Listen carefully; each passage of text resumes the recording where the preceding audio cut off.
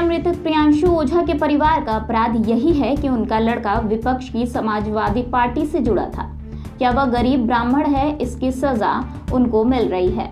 ये सवाल शनिवार को समाजवादी पार्टी के युवा नेता एवं पूर्व चेयरमैन प्रत्याशी एडवोकेट सतीश मिश्रा ने मीडिया के माध्यम से आवाम एवं जनप्रतिनिधियों से उस वक्त पूछा जब उन्होंने शोक संतप्त पिता से उनके आवास पर जाकर न सिर्फ मुलाकात कर उन्हें ढांढस बंधाने की कोशिश की बल्कि आर्थिक सहायता भी प्रदान किया। पिता व परिजनों से मुलाकात के बाद मीडिया से बात करने के दौरान श्री मिश्रा के तेवर काफी तल्ख दिखे और सत्तारूढ़ पार्टी पर बिना नाम लिए जमकर प्रहार किया। उन्होंने कहा कि अब अपराधियों को अपराध देखकर उनको सजा नहीं मिल रही है बल्कि उनकी जाति, धर्म और वह किस पार्टी से जुड़े हैं यह देखकर सजा मिल रही है। और हद तो तब पार हो गई जब जनपद के जनप्रतिनिधिगण पीड़ित परिवार की पीड़ा को देखकर नहीं बल्कि जाति, धर्म और उनकी पार्टी को देखकर सांत्वना देने पहुंच रहे हैं। उन्होंने प्रियांशु ओझा हत्याकांड में शासन प्रशासन से मांग किया है कि इस मामले की निष्पक्ष जांच की जाए और पीड़ित परिवार को कम से कम 50 लाख का मुआवजा दिया जाए एवं उनकी सुरक्षा का विशेष ध्यान दिया जाए और अपराधियों को सख्त से सख्त सजा दी जाए ताकि भविष्य में ऐसी घटनाओं की पुनरावृत्ति ना हो।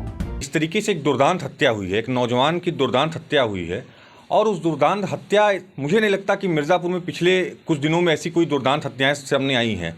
मतलब लड़के को बुला के ले जाना, उसके बाद उसको इस तरीके से मारना, उसके चिथड़े चिथड़े कर देना। हम लोग जब मौके पे गए थे तो मांस के टुकड़े अलग अलग पड़े थे। उस दीवार पर अगर कोई जाके देखे तो 15 फीट ऊंचाई तक खून का छिट्टा पड़ा हुआ है। एक परिवार का पूरा चिराग बुझ गया। एक बुजुर्ग की, नौजवान बच्चे उसकी लाठी के रूप में जो होते हैं वो लाठी टूट गई। और आज यहाँ शासन प्रशासन की मंशा देखने को जो मिल रही है, आज यही अपराधी मुझे कहने में कोई गुरेज नहीं है कि गलती से अगर यादव होता, मुसलमान होता, ब्राह्मण होता तो आज शासन प्रशासन का रवैया क्या होता, आज जनप्रतिनिधियों का रवैया क्या होता।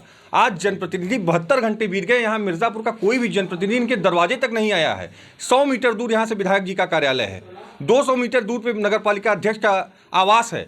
सांसद जो यहाँ के भी कुछ दिन पूर्व उनके कार्यकर्ता को चोट लग गई थी तो अस्पताल पहुँच गई थी, उन्होंने इतना अस्पताल जाके किया, आज इनके दरवाजे पर कोई आ नहीं रहा है। दरवाजे पर तो आना छोड़िए, किसी ने एक शोक संवेदना भी नहीं प्रकट की है।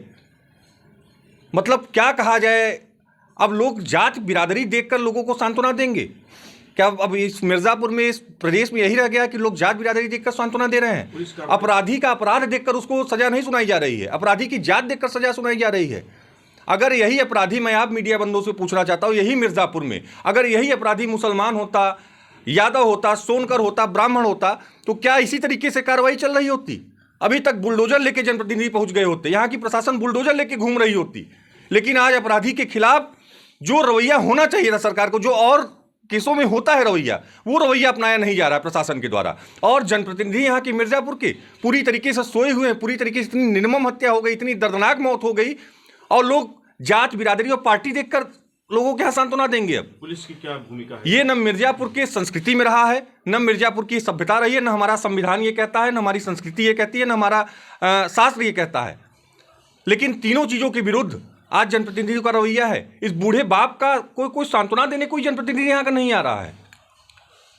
एक मिर्ज़ापुर का नौजवान चला गया और उसकी इतनी निर्मम हत्या हुई, लेकिन अभी तक कोई आगे नहीं आ रहा। मैं समाज के लोगों से निवेदन करूंगा, आज समाजवादी पार्टी के लोगों ने एक छोटी सी, बहुत छोटी सी मदद 21,000 रुपये की इस परिवार की किए हैं। और मैं और भी समाज के लोगों से, और किसी जाति बिरादरी की ये राजनीति नहीं है, हर व्यक्ति को आना चाहिए क्योंकि ये गरीब घर का लड़का गया है आज, और इस गरीब घर के लड़के के, इस बूढ़े बाप की मदद करने के लिए सभी को आगे आना चाहिए। और अपराधी को अपराधी के रूप में देखा जाना चाहिए, किसी जात बिरादरी के रूप में उसको नहीं देखा जाना चाहिए। अपराधी ने जिस तरीके से घृणित अपराध किया, जिस तरीके से घृणित कृत्य किया है, उसको उसके अपराध की सजा मिलनी चाहिए और इसमें सभी लोगों को आगे आना चाहिए।